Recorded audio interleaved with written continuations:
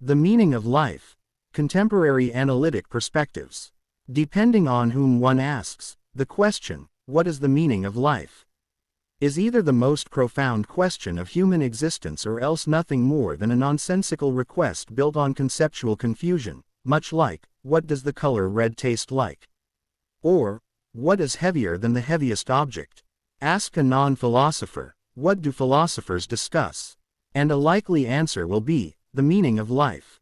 Ask the same question of a philosopher within the analytic tradition, and you will rarely get this answer. The sources of suspicion about the question within analytic philosophy, especially in earlier periods, are varied. First, the question of life's meaning is conceptually challenging because of terms like the, meaning, and life, and especially given the grammatical form in which they are arranged. Second, it is often asked with transcendent, spiritual, or religious assumptions at the fore about what the world should be like in order for there to be a meaning of life. Insofar as the question is entangled with such ideas, the worry is that even if the concept of a meaning of life is coherent, there likely is not one.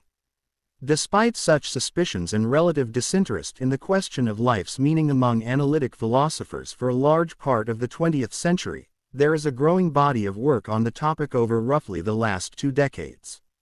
Much of this work focuses on developing and defending theories of meaning in life, see section 2d. For more on the distinction between meaning in life and the meaning of life via conceptual analyses of the necessary and sufficient conditions for meaningful life. A smaller, though no less important, subset of work in this growing field focuses on why we even use meaning in the first place to voice our questions and concerns about central facets of the human condition. This article surveys important trajectories in discussions of life's meaning within contemporary analytic philosophy. It begins by introducing key aspects of the human context in which the question is asked. The article then investigates 3 ideas that illumine what meaning means in this context: sense-making, purpose, and significance.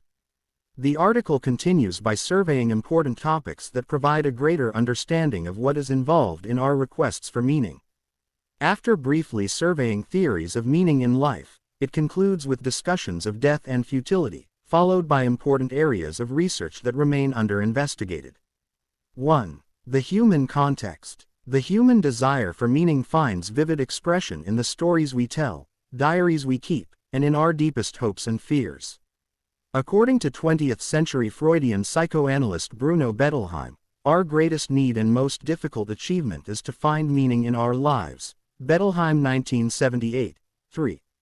Holocaust survivor and psychiatrist Viktor Frankl said that the human will to meaning comes prior to either our will to pleasure or will to power. Frankl 2006, 99. Questions about meaning arise and take shape within varied contexts. When struggling to make an important decision about what to do with our lives, when trapped in a job we hate, when wondering if there is more to life than the daily humdrum, when diagnosed with a terminal illness, when experiencing the loss of a loved one, when feeling small while looking up at the night sky, when wondering if this universe is all there is and why it is even here in the first place, when questioning whether life and love will have a lasting place in the universe or whether the whole show will end in utter and everlasting desolation and silence. Lurking behind many of our questions about meaning is our capacity to get outside of ourselves, to view our lives from a wider standpoint, a standpoint from which to understand the setting for our lives and question the why of what we do. Humans possess self-awareness, and can take an observational, self-reflective viewpoint on our lives. In this, we are able to shift from mere automatic engagement to observation and evaluation. We do more than simply respond to streams of stimuli. We step back and question who we are and what we do. Shifting our focus to the widest standpoint, sub specie aeternitatis literally, from the perspective of eternity, a universal perspective, we wonder how such infinitesimally small and fleeting creatures like ourselves fit in the grand scheme of things, within vast space and time. We worry about whether a reality of such staggering magnitude, at the deepest level, cares about us. For related discussions, see Fisher 1993, Kahane 2013, Landau 2011, Nagel 1971, 1989, and Sechrist 2013.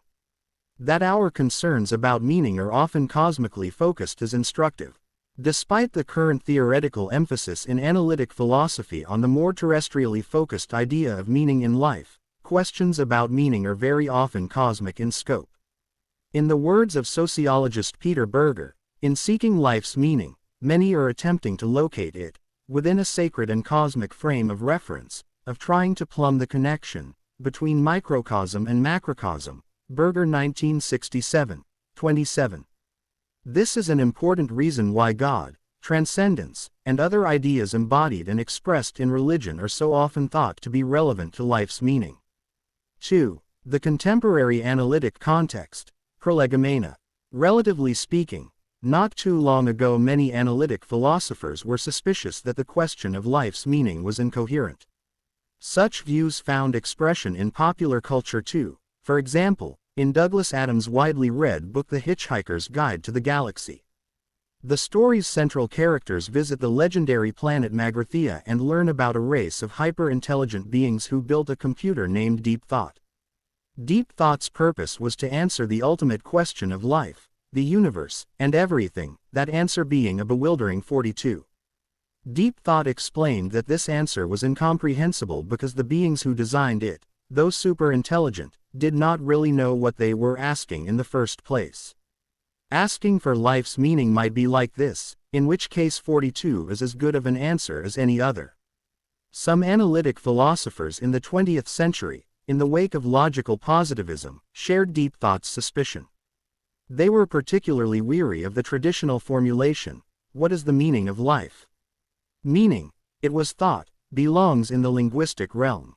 Words, sentences, and other linguistic constructions are the proper bearers of meaning, not objects, events, or states of affairs, and certainly not life itself. Some philosophers thought that in asking for life's meaning, we use an ill-chosen expression to voice something real, perhaps an emotional response of awe or wonder at the staggering fact that anything exists at all. Yet, experiencing such feelings and asking a meaningful question are two different things altogether. Asking what something means, though, need not be a strictly semantic activity.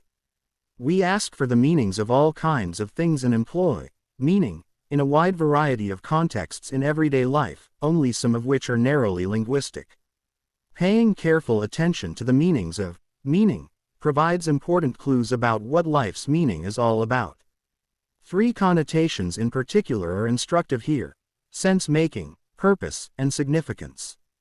A. The meanings of meaning. Meaning talk is common in everyday discourse. Most ordinary uses of meaning tend to cluster around three basic ideas. 1. Sense-making, which can include the ideas of intelligibility, clarification, or coherence. 2. Purpose, and 3. Significance, which can include the idea of value. The following list of statements and questions captures the richly varied ways in which we employ the concept of meaning on a regular basis. Meaning is sense-making. What you said didn't mean a thing. What did you mean by that statement? Do you know what I mean? What did you mean by that face? Overlaps with purpose. What is the meaning of that book? What is it about? What is the meaning of this? For example, when asked upon returning home to find one's house ransacked. Meaning is purpose. What did you mean by that face? Overlaps with intelligibility. The tantrum is meant to catch his dad's attention. What is the meaning of that book? Why was it written? I really mean it. I didn't mean to do it. I promise. Meaning is significance. That was such a meaningful. This watch really means something to me. That is a highly meaningful event in the life of that city. What do his first 6 months in office mean for the country? Likely overlaps with intelligibility. That is a meaningful. That is a meaningless. You mean nothing to me. Sense-making. This category is an important ordinary sense of meaning and connotes ideas like intelligibility, clarification, and coherence. Something has meaning if it makes sense. It lacks meaning if it does not. One way of understanding sense-making is through the idea of proper fit. Words, concepts, propositions, but also events and states of affairs, make sense and are meaningful if and when they fit together properly. If they lack such fit, they make no sense and are meaningless. This applies narrowly. For example, it makes no sense to ask, what is brighter than the brightest light source? It does not fit with the concept brightest to ask what is brighter, but it has a broader application too. We say things like, it does not make sense for the president to send in troops given the geopolitical situation in the region. Asking philosophy students to perform long division on their midterm makes no sense. In each of these situations, we perceive a lack of fit between a decision and circumstances surrounding that decision or between reasonable expectations about what one will find on a philosophy exam and what one actually finds. There is a kind of absurdity here. Perceiving this weaker lack of fit will be a product of beliefs, norms, and other epistemic, evaluative, and social commitments. Therefore, determining whether or not something, in fact, involves a lack of fit in this broader sense often will be a messier task than in cases of narrow sense-making. Ascertaining meaning, then, is often about fitting something into a larger context or whole. Words into sentences, paragraphs, novels, or monographs. Musical notes into measures, movements, and symphonies, i.e., the movement from mere sound to music, parts of a photograph within the entire photograph. Meaning is about intelligibility within a wider frame, about inserting small parts into a larger, integrated context. Svensson 2005, 29. Similarly, we can plausibly view our requests for the meaning of life as attempts to secure the overarching context through which to make sense of our lives in the universe. See Thompson 2003, 132-138. Our focus here is on existentially weighty matters that define and depict the human condition, questions and concerns surrounding origins, purpose, significance, value, suffering, and death and destiny. We want answers to our questions about these matters, and want these answers to fit together in an existentially satisfying way. We want life to make sense, and when it does not, we are haunted by the specter of meaninglessness. Purpose. Requests for meaning are very often requests for purpose. We want to know whether we have a purpose and if so, what it is. Many assume that there is a cosmic purpose around which to order our lives. A cosmic purpose likely would require transcendence or God. Someone must intend it all in order for there to be a purpose of it all. One might reject the idea of cosmic purpose, though, and still frame the question about life's meaning as one largely about purpose. In this case, meaningful life or meaning in life is about ordering one's life around self-determined purposes. We also distinguish actions done on purpose from those done by accident. We use meaning or meant to contrast willful from non-willful action. We say things like, I really mean it, to indicate the full operation of our will. Alternatively, our child might say, I didn't mean it, I promise, to indicate that she did not intend to spill her glass of milk. This sense of meant is also relevant for life's meaning. We want sufficient autonomy, and when it is absent or severely mitigated, we worry about the meaningfulness of our lives. See Mawson 2016, Sartre 1973. Most of us do not want to walk through life haphazardly, nor in a way that is largely determined apart from our own consent. Likely one aspect of meaningful life, then, is life lived with our wills sufficiently engaged, one lived on purpose. These two shades of purpose are probably related. We want to really mean it as we select and align our lives with aims that will provide the salient structural rhythms to our day-to-day existence. In other words, we do not want to be alienated from the purposes that guide our lives. Purpose and sense-making often are connected. Purpose itself, via future-targeted goals that shape pre-goal activity, provide important aspects of the structure that serves as the framework through which life fits together and makes sense. Lives that fit together and make sense, meaningful lives, are those that are sufficiently teleological. Working to attain goals at various levels of life centrality is likely a facet of life properly fitting together and therefore being meaningful. Teleological threads connecting discrete life episodes are then necessary for a robust kind of sense-making in life. Lives lacking this are threatened with a sort of unintelligibility that results from being insufficiently structured by a telos. In the words of philosopher Alasdair MacIntyre, when someone complains that his or her life is meaningless, he or she is often and perhaps characteristically complaining that the narrative of their life has become unintelligible to them, that it lacks any point, any movement toward a climax or a telos. MacIntyre 2007. 217. Significance. Meaning often conveys the idea of significance, and significance tracks a related cluster of notions like mattering, importance, impact, salience, being the object of care and concern, and value, depending on context. We contrast trivial discussions about the mundane with deep discussions about important matters, referring to the latter as meaningful or significant.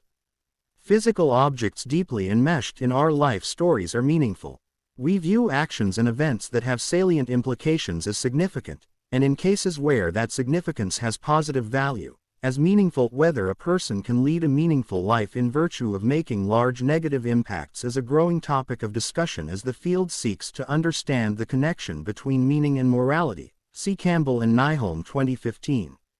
Finding the cure for that disease was meaningful because it had such a large positive impact within a certain frame of cares and concerns. This shade of meaning is also in view in cases where some piece or set of data crosses a threshold of salience against background information. That such a large percentage of the population living under certain conditions is getting a particular disease is statistically significant or statistically meaningful. In this way, sense-making and significance senses of meaning connect. Alternatively, when something does not matter to us, we might say, that means nothing to me. It was just a meaningless conversation, it was inconsequential. That game did not matter because the playoffs were already set. The wrapping paper does not matter, what is on the inside of the package counts. That piece of information is not meaningful relevant to the aims and questions guiding one's inquiry. Spending your life sitting on the couch and watching sitcom reruns on Netflix is meaningless. You do nothing that matters, you do nothing of importance or value, and so on. Something's significance is often and largely gauged in relation to a perspective, horizon, or point of reference, all of which can be dynamic. Something that is significant from one vantage point may, and often does, lose its significance when viewed from a broader horizon. Scraping your knee at age 4 is significant, at least from a 4-year-old's perspective. When looking back decades later, its significance wanes.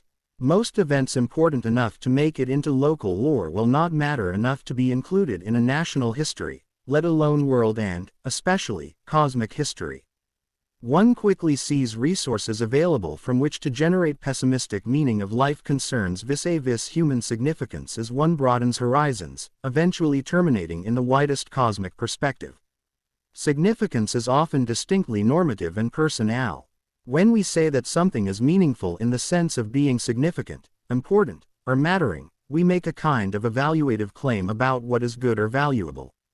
Additionally, significance is often connected with being the object of a person's evaluations, cares, and concerns. Things are, most naturally, significant to someone. Insofar as meaning is thought to have an affective dimension, that dimension likely intersects with significance. If my grandmother's necklace is meaningful to me, it has value, it matters, and affective states fitting a certain psychological profile, like being deeply stirred or moved, often accompany such assessments of value and mattering. Though this may not make such affective states a further type of meaning or constitutive of meaning, these states reliably track instances of significance or perceived significance. Like sense-making and purpose, significance is relevant to life's meaning. In broad terms, one way of construing meaningful life is as a life that matters and has positive value. This, of course, admits of various understandings of mattering that, at one level, might track the objective naturalist, subjective naturalist, hybrid naturalist, and supernaturalist debate, see section 3 below, matters to whom and according to what standard. Additionally, some find it difficult to separate personal and cosmic concerns over significance.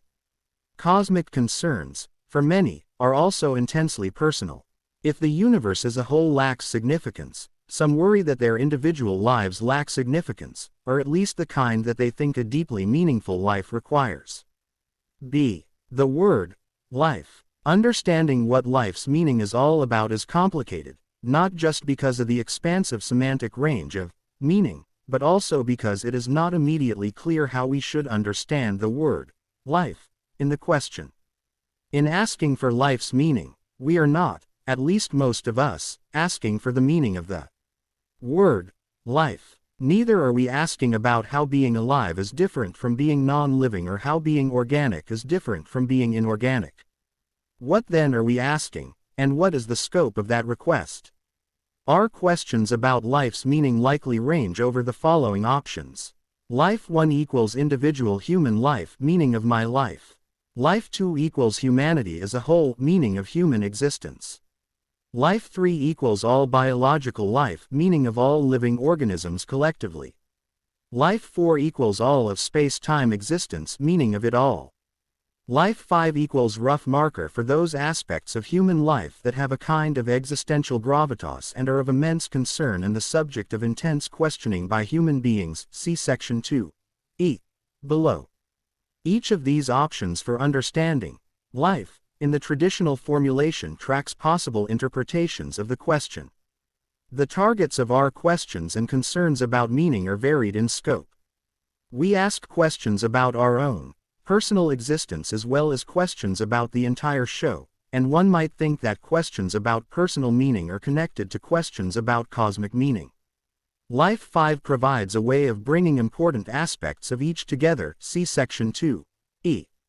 C. The definite article. Another thorny issue for the traditional formulation is its incorporation of the definite article, the. It implies that there is only one meaning of life, which violates common inclinations that meaning is the sort of thing that varies from person to person. What makes one life meaningful is different from what makes another meaningful. One person might derive large doses of meaning from her career, another through gardening. For this reason, many are suspicious of the definite article. There is good reason, though, to question this suspicion. First, it might reveal confusion about what meaning even is in the first place. Indeed, one of the aims of those working in the field is to clarify just what meaning is. Here, it is worth noting that many plausible theories of meaning have an objective component, indicating that not just anything goes for meaning. However, even if meaning were solely a matter of, say, being fulfilled, notice that the following two claims are still consistent. 1. The meaning of life is about being fulfilled, and 2. Sources of fulfillment are exceedingly diverse. Life's meaning in this case is about being fulfilled, consistent across persons, but sources of fulfillment vary from person to person. Second, one might also reasonably think that there is a single meaning of life at the cosmic level that itself is consistent with a rich variety of ways to lead a meaningful life, meaning in life at the terrestrial, personal level. Thinking through possibilities like this will connect with claims about what is true about the world, for example, whether there is a God with a plan for the cosmos and whether there is an overarching meaning to it all. In a case like this, there might be a single meaning of life, but the sense of meaning in which there is a single meaning could be different from the sense of meaning in which there are varied meanings.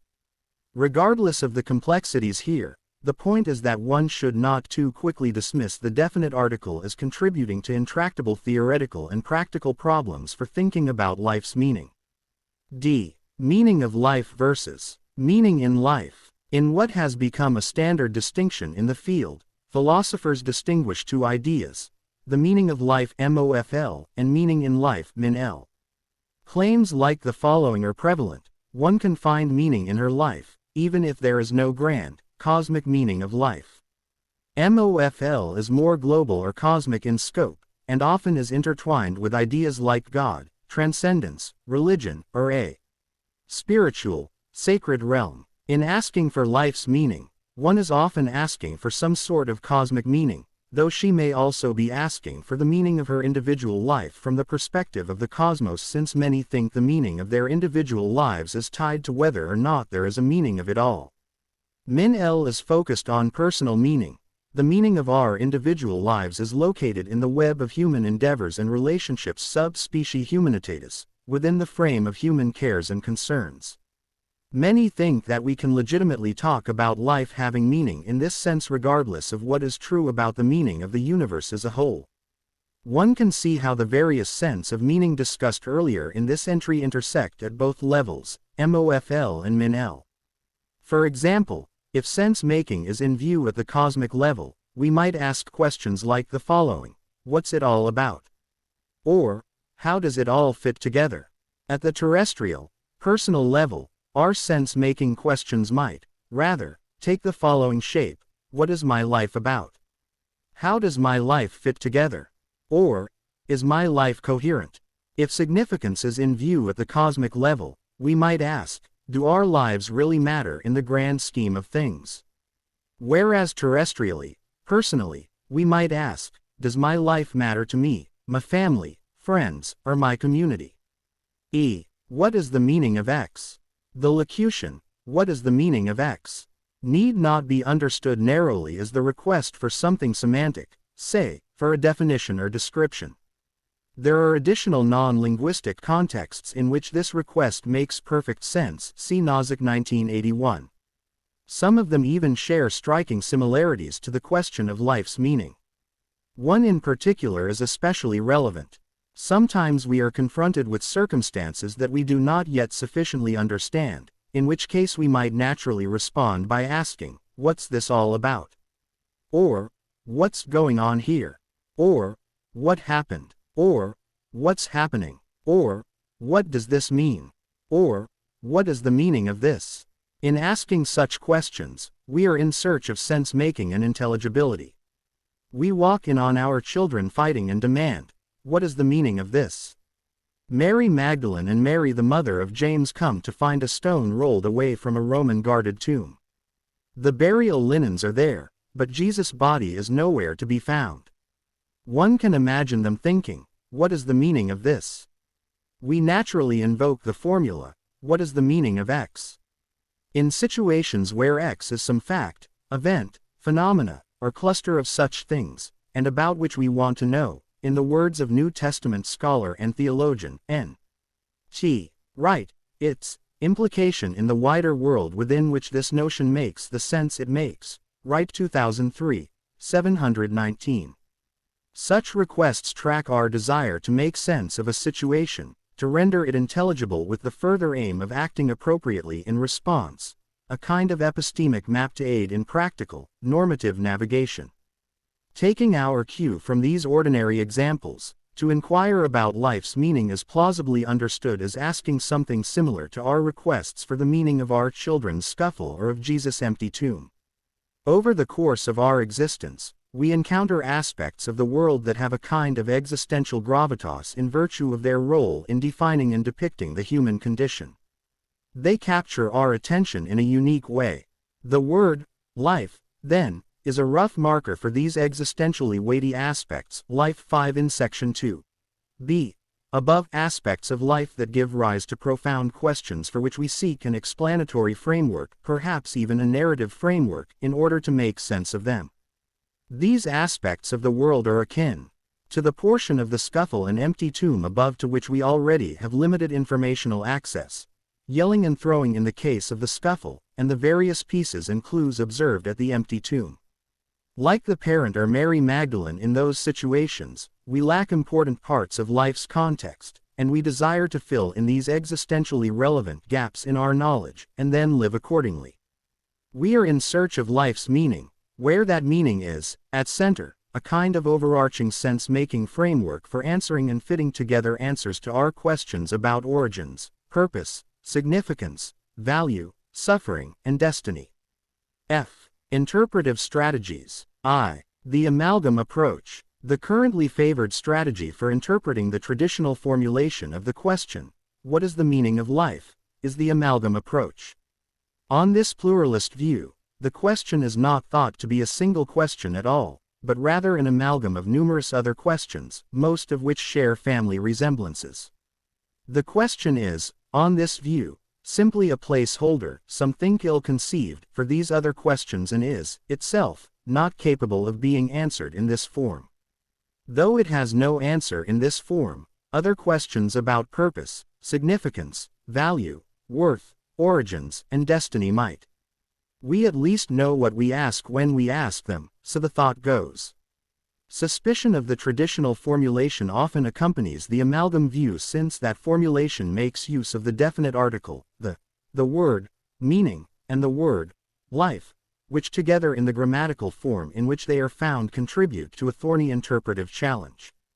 Perhaps the best strategy, according to many proponents of the amalgam interpretation, is simply to jettison the traditional formulation and focus on trying to answer some among this other cluster of questions that collectively embody what we are concerned about when we inquire into life's meaning. The single question approach. Though the amalgam interpretation is the most popular view among those writing on life's meaning within analytic philosophy, a few others have favored an approach that views the traditional formulation as a single question capable of being answered in that form. See Sechrist 2009, 2019, Thomson 2003. A promising strategy here is to prioritize the sense-making connotation of meaning. On this version of the interpretive approach, asking about the meaning of life is first about seeking a sense-making explanation, perhaps even narrative explanation, for our questions and concerns about origins, purpose, significance, value, suffering, and destiny. Contrary to the amalgam interpretation, on this view, the question of life's meaning is asking for a single thing, a sense-making explanation. It is, of course, an explanation squarely focused on all this other meaning of life, stuff. This explanation can be thought of as a worldview or metanarrative.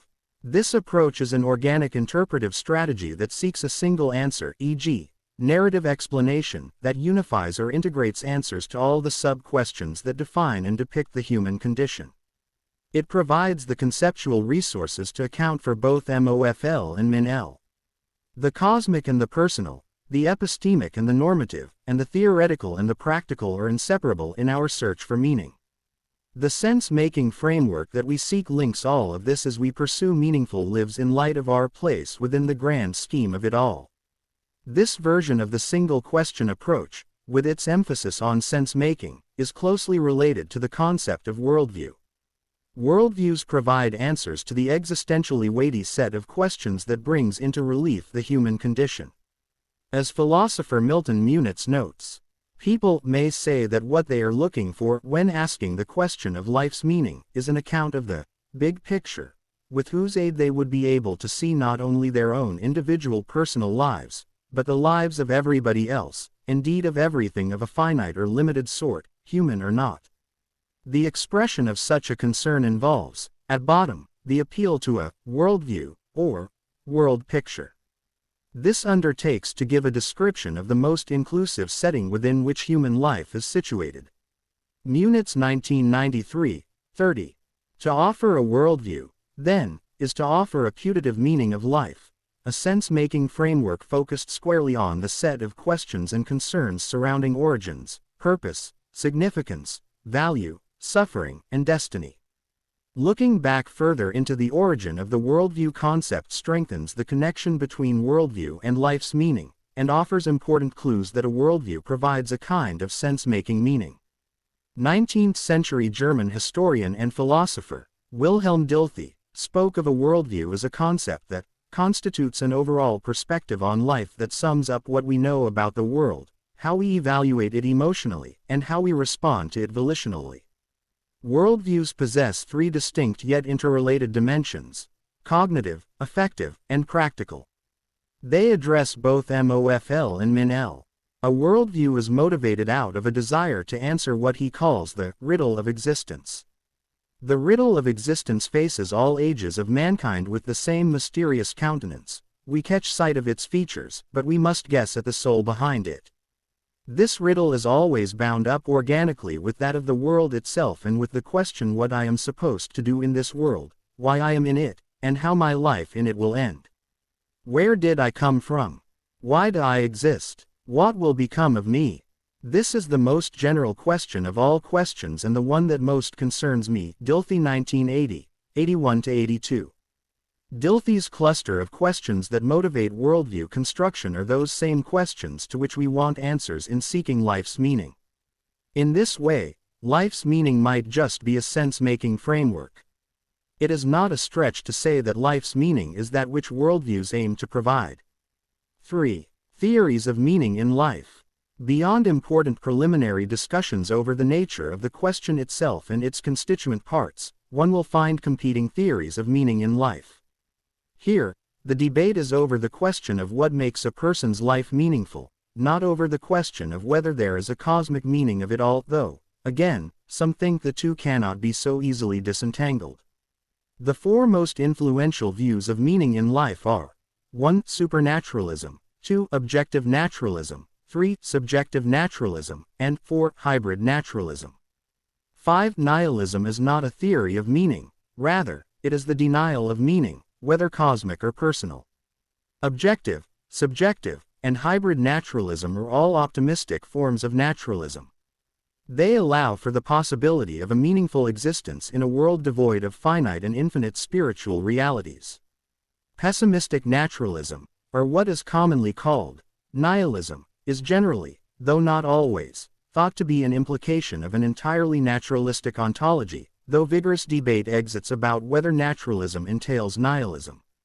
A. Supernaturalism. Roughly, supernaturalism maintains that God's existence, along with, appropriately relating, to God, is necessary and sufficient for securing a meaningful life, although accounts diverge on the specifics.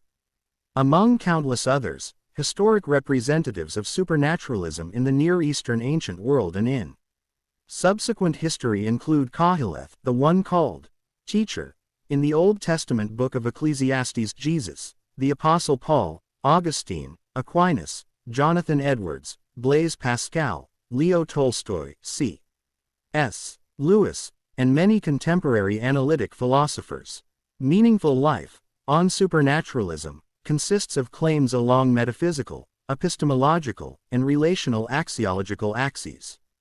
Metaphysically, meaningful life requires God's existence because, for example, conditions that ground properties necessary for meaning like objective value are thought to be most plausibly anchored in a being like God, see Cottingham 2005, Craig 2008. It also requires, at some level, orthodoxy, right belief, and orthopraxy, right life and practice, though again, much debate exists on the details. In addition to God's existence, meaning in life requires that a person be appropriately related to God, perhaps as expressed in one's beliefs and especially in one's devotion, worship, and the quality of her life lived within among others as, for example, embodied in Jesus' statement of the greatest commandments, cf. Matt. 22. 34-40. Pascal captures the spirit of supernaturalism in this passage from the Pensées. What else does this craving, and this helplessness, proclaim but that there was once in man a true happiness, of which all that now remains is the empty print and trace? This he tries in vain to fill with everything around him, seeking in things that are not there the help he cannot find in those that are, though none can help, since this infinite abyss can be filled only with an infinite and immutable object, in other words by God himself. Pascal 1995, 45. As does St. Augustine at the beginning of his Confessions. You have made us for yourself, and our heart is restless until it rests in you. St. Augustine 1963, 17. It is worth noting that there are versions of supernaturalism that do not view God as necessary for meaningful life, but nonetheless claim that God and relating to God in appropriate ways would significantly enhance meaning in life. This more moderate form of supernaturalism allows for the possibility of meaningful life, in some measure. On naturalism, see Metz 2019 for a helpful taxonomy of the conceptual space here. Supernaturalist views, whether stronger or more moderate, connect with questions and concerns about the problem of evil, post-mortem survival, and ultimate justice. It is often thought that a being like God is needed to author and direct the narrative of the universe, and, in some sense, the narratives of our individual lives to a good and blessed ending involving both closure and teleological senses of ending, though not an absolute termination sense, see Sechrist 2011. Many worry that, on naturalism, life does not make sense or is absurd, a kind of sense-making meaning, see section 2. I. Above, if there is no ultimate justice and redemption for the ills of this world, and if the last word is death and dissolution, followed by silence, forever. B. Subjective naturalism. Subjective naturalism is an optimistic naturalistic view in claiming that life can be robustly meaningful even if there is no God, afterlife, or transcendent realm. In this, it is like objective and hybrid forms of naturalism. According to subjective naturalism, what constitutes a meaningful life varies from person to person, and is a function of one getting what one strongly wants or by achieving self-established goals or through accomplishing what one believes to be really important.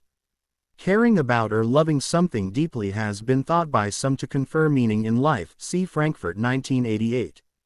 Some subjectivist views focus on affective states of a certain psychological profile, like fulfillment or satisfaction for example, as constituting the essence of meaningful life, see Taylor 1967. Subjectivism is appealing to some in light of perceived failures to ground objective value, either naturally, non-naturally, or supernaturally, and in accounting for the widespread view that meaning and fulfillment are closely connected. A worry for subjective naturalism, analogous to ethical worries about moral relativism, is that this view is too permissive, allowing for bizarre or even immoral activities to ground meaning in life. Many protest that surely deep care and love, by themselves, are not sufficient to confer meaningfulness in life. What if someone claims to find meaning by measuring and remeasuring blades of grass or memorizing the entire catalog of Netflix shows or, worse, torturing people for fun? Can a life centering on such pursuits be meaningful? A strong, widespread intuition here inclines many towards requiring a condition of objective value or worth on meaning. Subjectivism still has thoughtful defenders, though, with some proposals moving towards grounding value intersubjectively, in community and its shared values, as opposed to in the individual exclusively. It is also worth noting that one could be a subjectivist about meaning while being an objectivist about morality. In this way, a fulfilled torturer might lead a meaningful, though immoral life. Meaning and morality, on this view, are distinct values that can, in principle, come into conflict. C. Objective naturalism. Objective naturalism, like subjective naturalism, posits that a meaningful life is possible in a purely physical world devoid of finite and infinite spiritual realities. It differs, though, in what is required for meaning in life. Objective naturalists claim that a meaningful life is a function of appropriately connecting with mind-independent realities of objective worth, contra subjectivism, and that are entirely natural, contra supernaturalism. Theories differ on the nature of this connection. Some require mere orientation around objective value, while others require a stronger causal connection with good outcomes, see Smuts 2013. Again, objective naturalism is distinguished from subjective naturalism by its emphasis on mind-independent, objective value. One way of putting the point is to say that wanting or choosing is insufficient for a meaningful life. For example, choosing to spend one's waking hours memorizing the inventory of one's local Target store, even if this activity results in fulfillment, is likely insufficient for meaning on objective naturalism. Rather, meaning is a function of linking one's life to objectively valuable, mind-independent conditions that are not themselves the sole products of what one wants and chooses. On objective naturalism, it is possible to be wrong about what confers meaning on life. Something is meaningful, at least partly, in virtue of its intrinsic nature, irrespective of what is believed about it. This is why spending salient portions of one's life memorizing department store inventories is not meaningful on objective naturalism, even if the person strongly desires to do this. One worry for objective naturalism is that it may have a harder time accounting for cases of neural atypicality. For example, a person with ASD who is deeply fulfilled by activities that seem to lack intrinsic value or worth. Does a person who is not a plumber and for whom pipes and interactions with pipes provide salient goals, a kind of coherence to his life, and enjoyable experiences fail to acquire meaning because it all largely revolves around a fascination with pipes?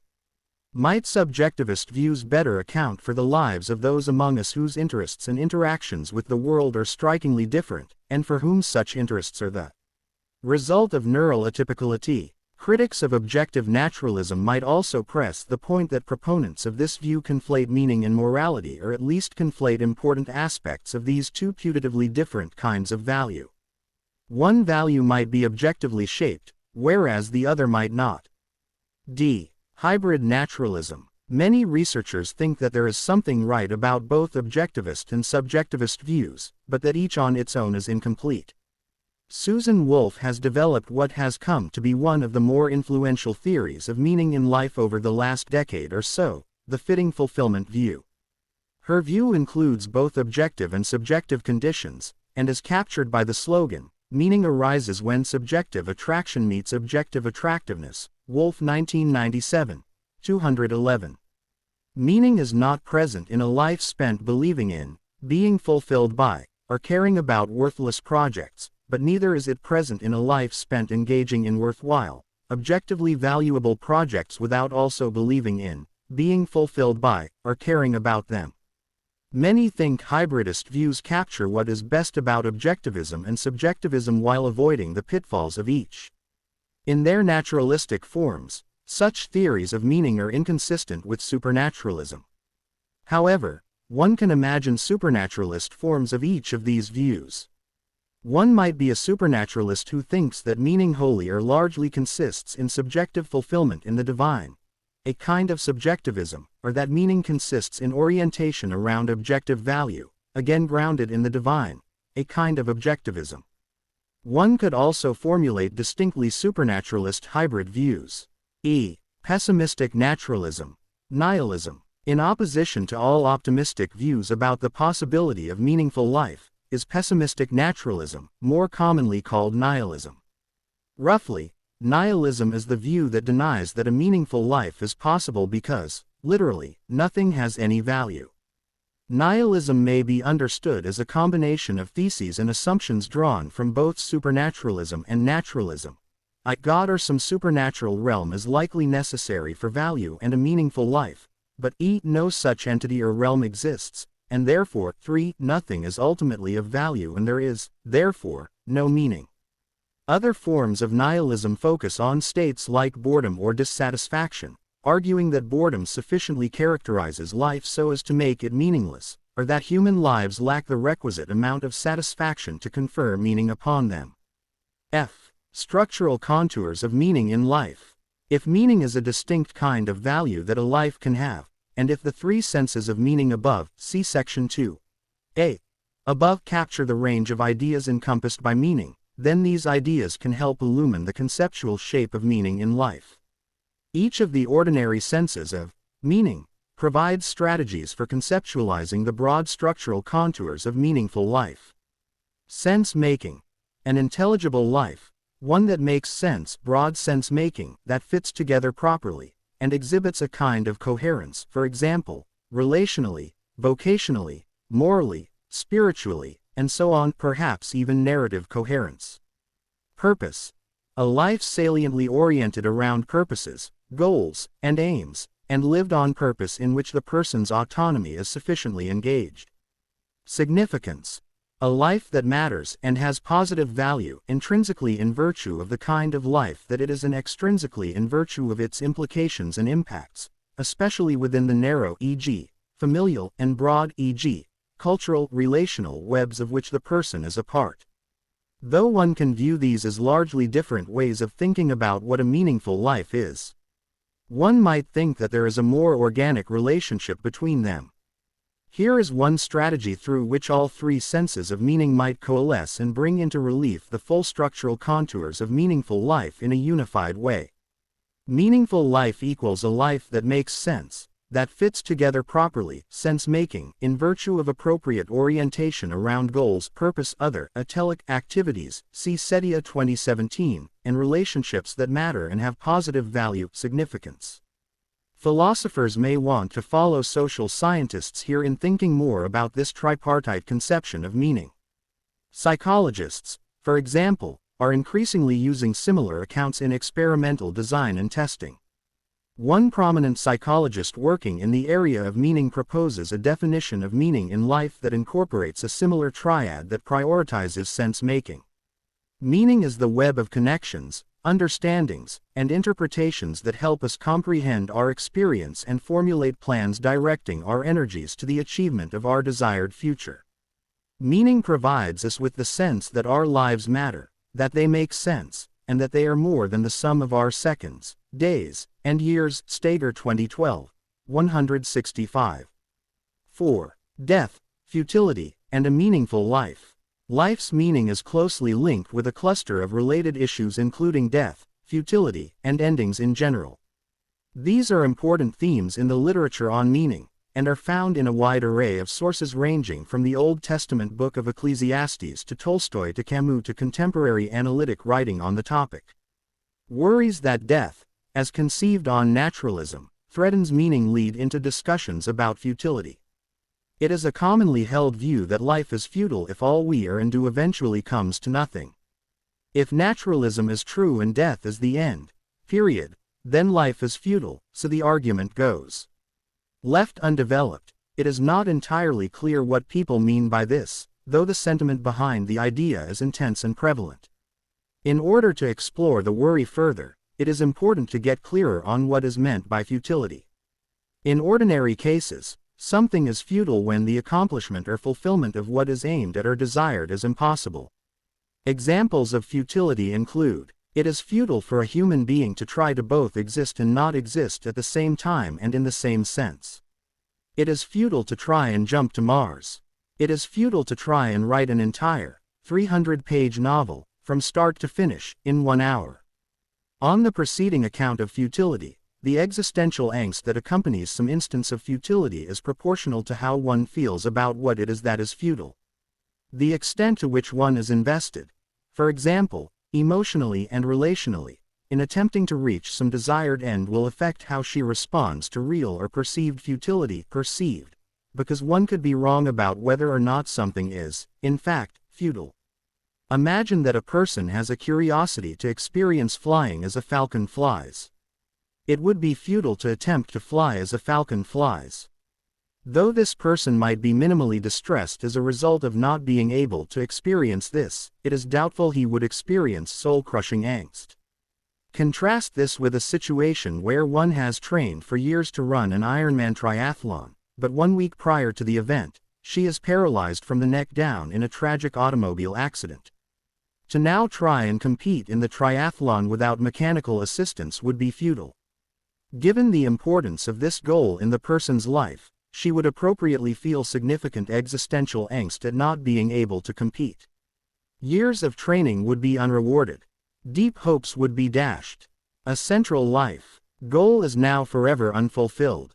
The level of existential angst accompanying futility, then, is proportional to the level of one's investment in some desired end and the relative desirability of that end. The preceding analysis is relevant to futility and life's meaning. What might people have in mind when they say that life itself is futile if naturalism is true and death is the last word of our lives and the universe? The discrepancy here from which a sense of futility emerges is between central longings of the human heart and a world devoid of God and an afterlife, which is a world incapable of fulfilling such longings. There is a stark incongruity between what we really want, even what we might say we need, and a completely and utterly silent universe that does not care. There is also a discrepancy between the final state of affairs where quite literally nothing matters, and the current state of affairs where many things seem to matter, e.g., relationships, personal and cultural achievements, and scientific advancements, among others.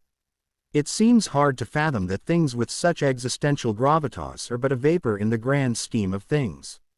We might also call this absurd, since absurdity and futility are connected, both of which are partly encapsulated in the idea of a profound incongruity or lack of fit. Futility, in this way, connects to hope and expectations about fulfillment and longevity. In some circumstances, we are inclined to think that something is characterized by futility if it does not last as long as we think it should last given the kind of thing that it is. If you spend half a day building a snow fort and your children destroy it in 5 minutes, you will be inclined to think that your efforts were futile even though you accomplished your goal of building the fort. You will not, however, Think your efforts were futile if the fort lasts a few days and provides you and your children with several fun adventures and a classic snowball fight. It needs to last long enough to serve its purpose. Some say that an average human lifetime with average human experiences is sufficient to satiate core human longings and for us to accomplish central purposes. See Trissel 2004.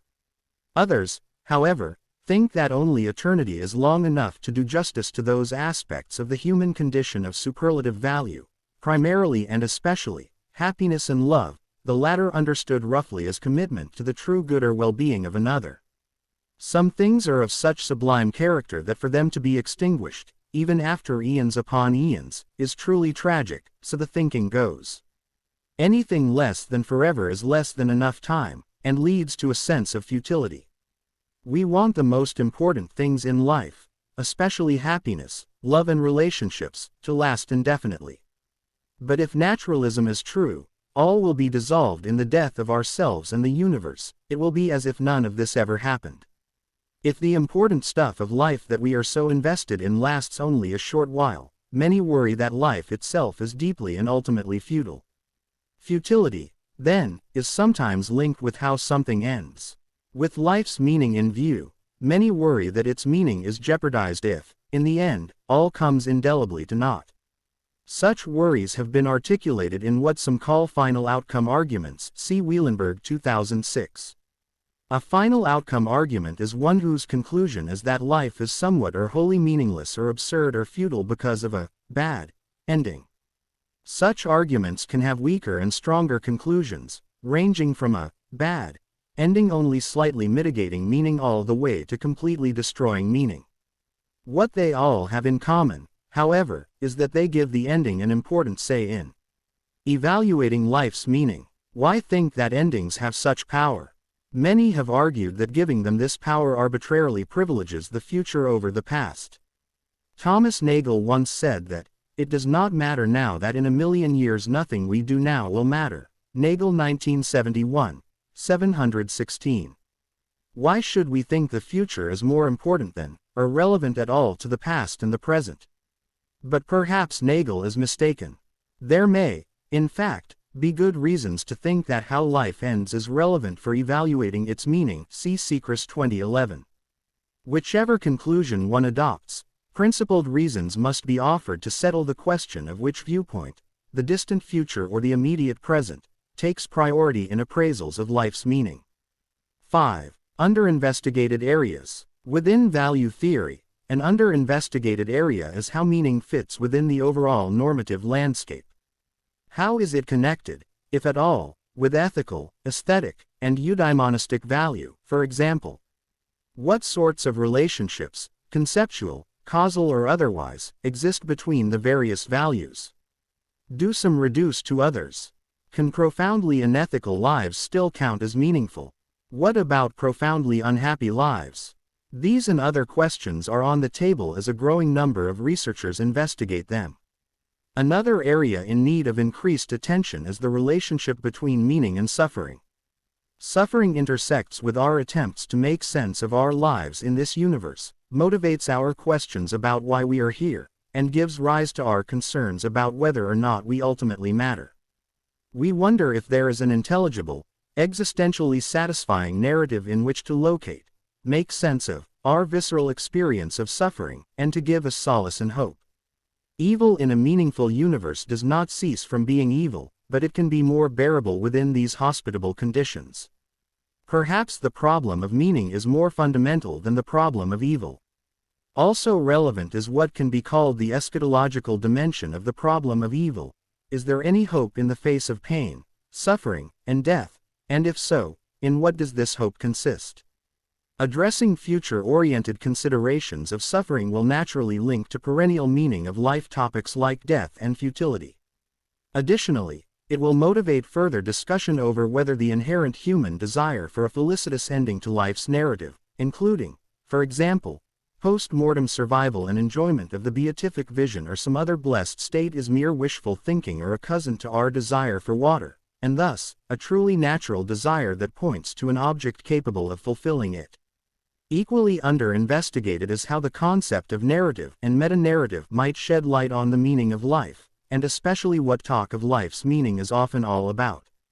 Historically, most of the satisfying narratives that in some way narrated the meaning of life were also religious or quasi-religious. Additionally, many of these narratives count as narratives in the paradigmatic sense as opposed to non-narrative modes of discourse. However, with the rise of naturalism in the West, these narratives and the religious or quasi-religious worldviews embedded within them began to lose traction in certain sectors. Out of this milieu emerged more angst-laden questioning of life's meaning accompanied by the fear that a naturalistic meta-narrative of the universe fails to be existentially satisfying. More work is needed by cognitive scientists, theologians, and philosophers on our narrative proclivities as human beings, and how these proclivities shape and illumine our pursuit of meaning. Finally, a number of pressing practical and ethical questions, especially focusing on marginalized populations, deserve more careful attention. For example, how might the actual lives and experiences of persons with disabilities inform and constrain theories of meaning in life? Do their lives call into question certain theories of meaning? What does the practice of solitary confinement reveal about the human need of meaning? Does the profound lack of meaning in such circumstances provide a reason to impose stricter limitations on its use? How might the human need for meaning, see Bettelheim 1978, Frankel 2006, be leveraged to understand and then address systemic societal issues like homelessness and opioid addiction? How can understanding seemingly pathological expressions of our yearning for meaning help make sense of and respond to nationalism and terrorism? Analytic philosophy, once deeply skeptical of and indifferent to the meaning of life, is now the source of important and interesting new theorization on the topic. There is even something of a subfield emerging, consisting of researchers devoting significant time and energy to understanding conceptual and practical aspects of life's meaning. The topic is being approached with an analytic rigor that is leading to progress and opening exciting avenues for promising new breakthroughs. The philosophical waters, though still murky, are clearing. Thank you for watching our video.